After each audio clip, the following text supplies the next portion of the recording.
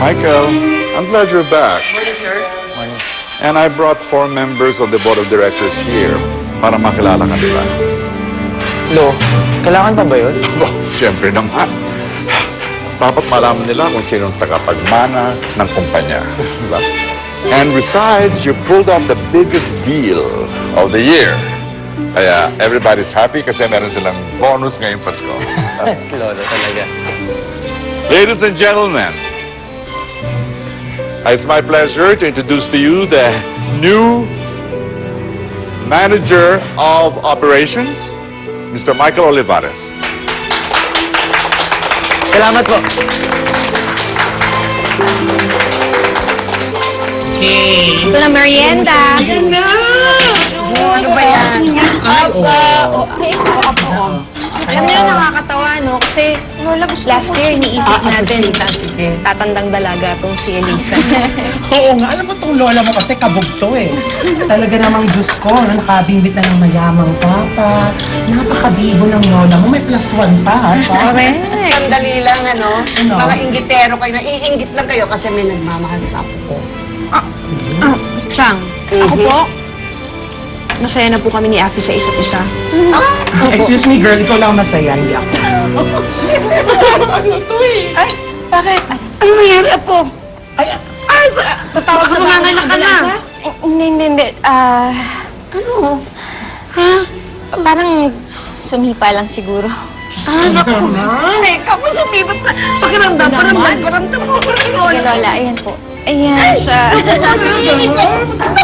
Buksan mo to. Ito. Dito. alam mo, Elisa, feeling Ayan. ko ng baby mo. Ayun! Ayaw palayo siya. Ang pangit mo kasi.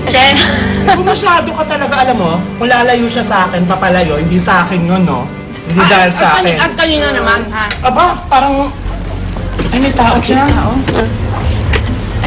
Sino kaya yun? Sofia! Lisa! Basta ka na? Ay, lola ko, mga pinsan ko, si Ate at si Lucia. Ay, sige, pasok kayo. Halika, pasok tayo sa loob. Ingat ka, ha? Buti naman at napadalaw ka. Naku, Eliza, matagal ko nang gustong dumalaw. Kaso nga lang, ngayon lang talaga ako nagka-free time eh. Sayang hindi mo naabutan si Michael. May kailangan kasi siyang asikasuhin kaya isang linggo siyang mawawala. You know what? I heard he closed a big deal. Naisip ko din na perfect timing na puntahan kita dito para naman masolo kita, no? Eh, Eliza, mami mo? Oo, mama ko. Kaya pala nagustuhan ni Daddy. Ang ganda naman pala ng mami mo. Hindi lang maganda. Napakabait pa. Eliza, ano ulit kinamatay ng mami mo?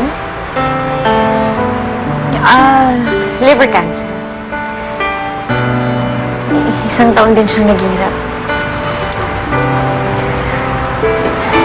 Miss na miss ko na nga siya eh. Noon, parating niya akong niloloko na gusto niya nang mag-aapo. Pero ngayon na malapit na akong mag-anak,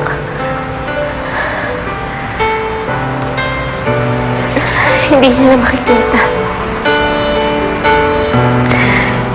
Sayang hindi niya na maaabutan yung apo niya.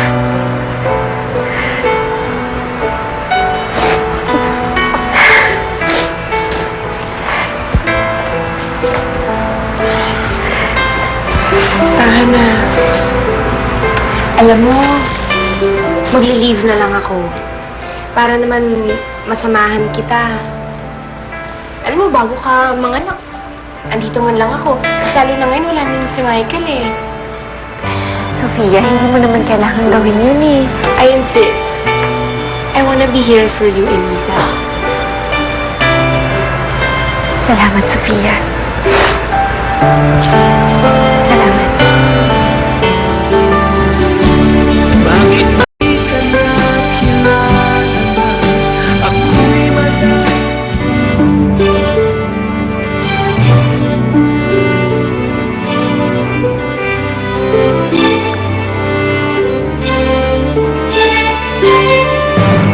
Michael. Dali. Lo? You know, I was so touched yesterday nung nakita ko yung scale model ng resort.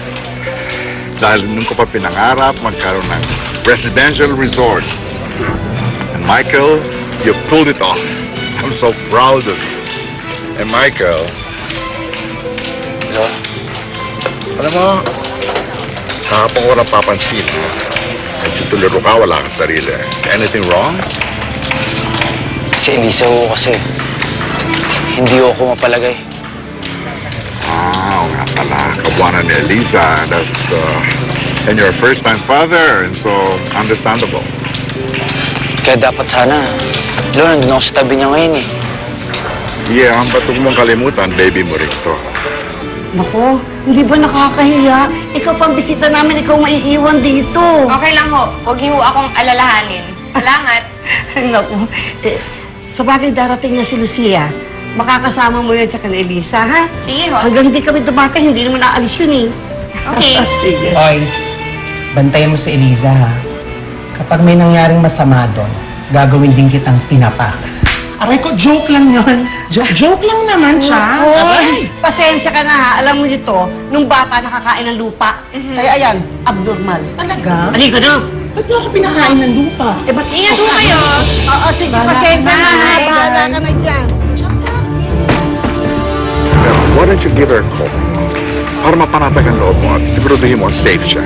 Sige, Okay? Do Lo. that. Susmila ka. Hey, Cruz.